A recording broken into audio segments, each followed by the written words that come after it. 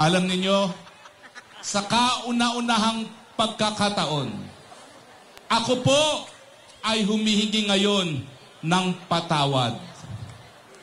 Kauna-unang beses ko po tumayo sa entablado dito sa Davao del Norte kasama ang ating Kuya Gob. Kasama ang ating Speaker Pantaleon Alvarez. Dahil gaya po ni Atty. Glenn Chong, gaya ni Atty. Vic, gaya ng 31 million Pilipinos, isa po ako sa nung nakalipas na taon. Tao lang naman po ako, gaya ninyo, kaya nabudol.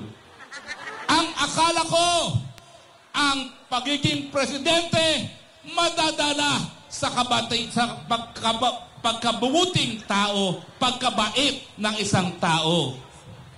Binibigay ko po kay BBM na talaga namang napakabait niyang tao. Pero hindi pala sapat ang kabaitan. Dapat merong kakayahan at dapat walang bisyo.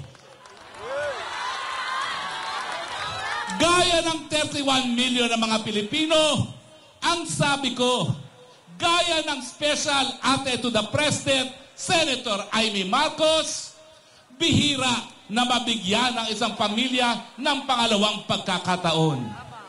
Nung minsan, sinuka ng sambayan ng Pilipino. Nung humingi ng pangalawang pagkakataon, ang sabi ko, baka naman lilinisin at gagawing mabango ang pangalan ng kanyang pamilya muli. Mga kababayan dito sa Davao del Norte, nagkamali ako, nabigo ako. Ang akala ko, itataguyod ang malinis na panunungkulan.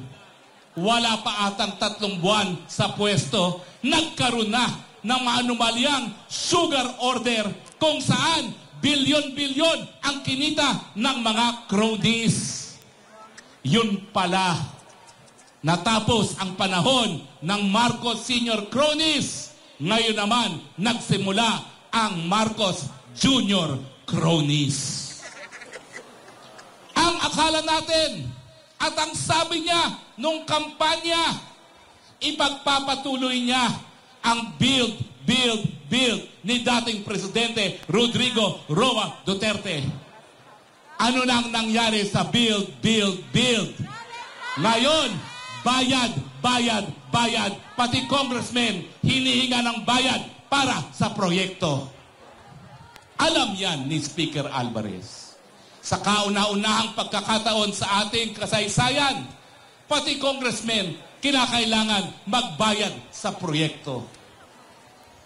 Ang buong akala natin, ipagpapatuloy ang independenteng panglabas na pulisya ni Presidente Rodrigo Roa Duterte na nagbunga ng kapayapaan at ng pag-unlad sa bansang Pilipinas.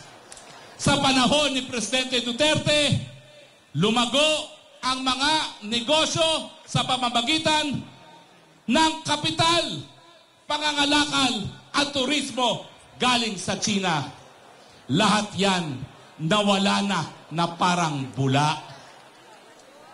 At siyempre ngayon, ang buong akala natin, pagpapatuloy ang kapayapaan sa mga komunidad.